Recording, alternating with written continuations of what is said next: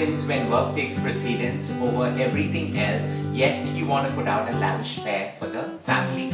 You and I have the same issues, but if you find an easier Spanish chicken and rice, I'm going to be thoroughly disappointed.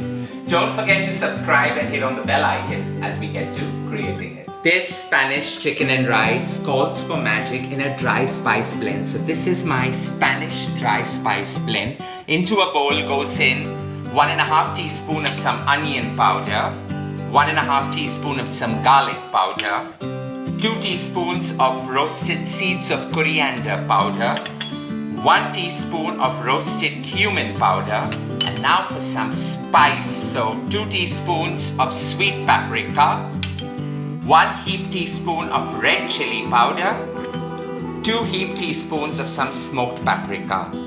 Now while you can add some Italian seasoning, I just use the remainder of the sachets that I get when I order in a pizza. So about 1 teaspoon of that going in, and you just mix this spice blend up. Sheer magic, creating a fantastic Spanish chicken and rice. A kg of chicken thighs bone in gets a slathering of some extra virgin olive oil, nearly 20 mils.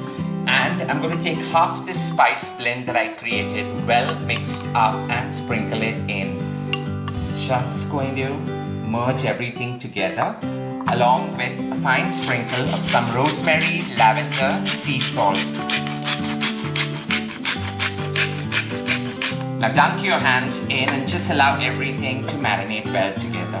My uber hot cast iron gets a slathering of some extra virgin olive oil, about 15 mils of that. And I'm just going to take the chicken and allow it to sear in. Cook it to about 20 to 30% done, just so that it locks in all the juices and flavor. 2 minutes of searing, it's time to flip it and sear the other side. 5 minutes later, flipping it back and forth, it's time to take out the chicken and get to cooking the rice in the same pan. Into that same pan now, with the spices perfectly bruised and bloomed, it's time to take 2 cups of short grain rice that I have washed twice, and I'm just going to put that in. And now I've used short grain rice, but you can go right ahead and use any rice that takes your fancy.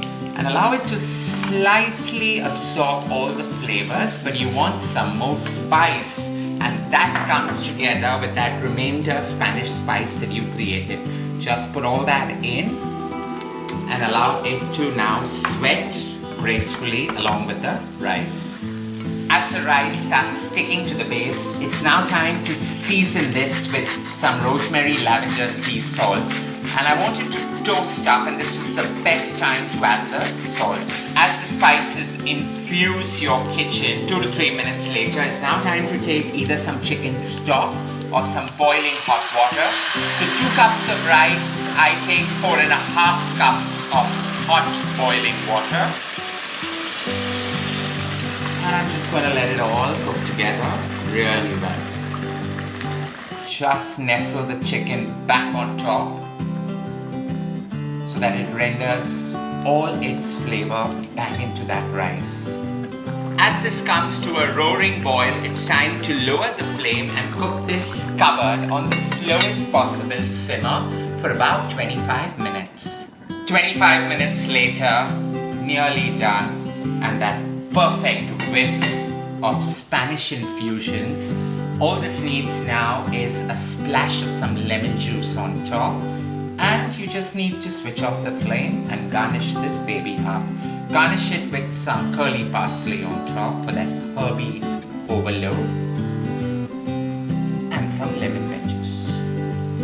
Now throwing the lemon wedges on top, allow the rind to release its essential oils with the heat, taking this creation to a whole new level. I hope you enjoyed creating my version of a very simple Spanish chicken and rice. I'm just going to take this and place it right on the table for the family to dig right in. Don't forget to share loads of love by hitting on the like button. Stay safe, stay blessed, and don't forget to leave a note below.